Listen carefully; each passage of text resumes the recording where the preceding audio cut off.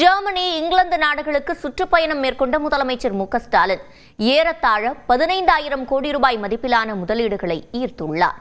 எந்தெந்த நிறுவனங்கள் தமிழ்நாட்டில் எவ்வளவு முதலீடு செய்ய ஒப்பந்தம் செய்துள்ளன என விரிவாக பார்க்கலாம் இந்த செய்தி தொகுப்பில்.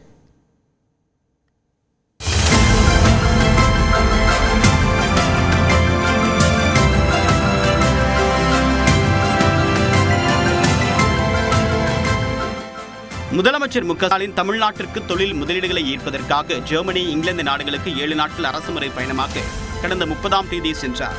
ஜெர்மனியில் முதலீட்டாளர்கள் மற்றும் பல்வேறு தொழில் நிறுவனங்களின் உயர் அதிகாரிகளை சந்தித்து முதலமைச்சர் மு.க.ஸ்டாலின் ஆலோசனை மேற்கொண்டார்.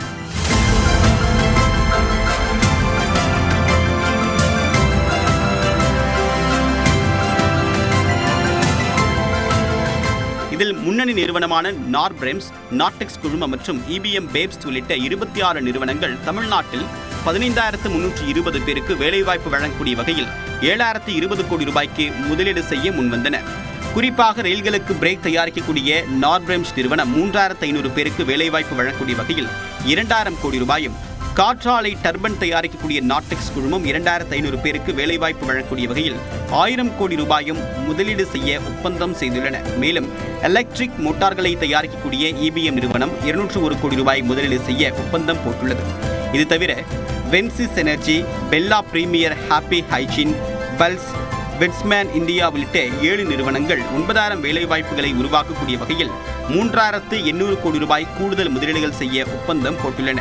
ஜெர்மனி பயணத்தை முடித்துக்கொண்டு இங்கிலாந்திற்கு சென்ற முதலமைச்சர் மு.க.ஸ்டாலின் லண்டனில் பல்வேறு தொழில் நிறுவனங்களில் உயர் அதிகாரிகளுடன் ஆலோசனை மேற்கொண்டார். இங்கிலாந்தில் பாதுகாப்பு, விண்வெளி, கப்பல் கட்டுமானம், செயற்கை நுண்ணறிவு, புதுப்பிக்கத்தக்க எரிசக்தி, ஜவுளி உள்ளிட்ட 7 தொழில் நிறுவனங்களுடன் 8,496 கோடி ரூபாய் மதிப்பிலான புரிந்துணர்வு ஒப்பந்தங்கள் கையெழுத்தாகின.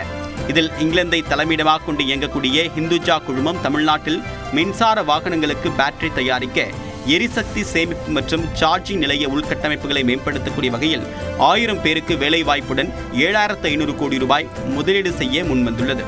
இது தவிர அஸ்ட்ராஜென்கா மருந்து நிறுவனம் 176 கோடி ரூபாய் முதலீடு செய்ய ஒப்பந்தத்தில் கையெழுத்திட்டுள்ளது. பிரிட்டானியா நிறுவனம் நாமக்கல், திருப்பூர் மாவட்டங்களில் 550 பேருக்கு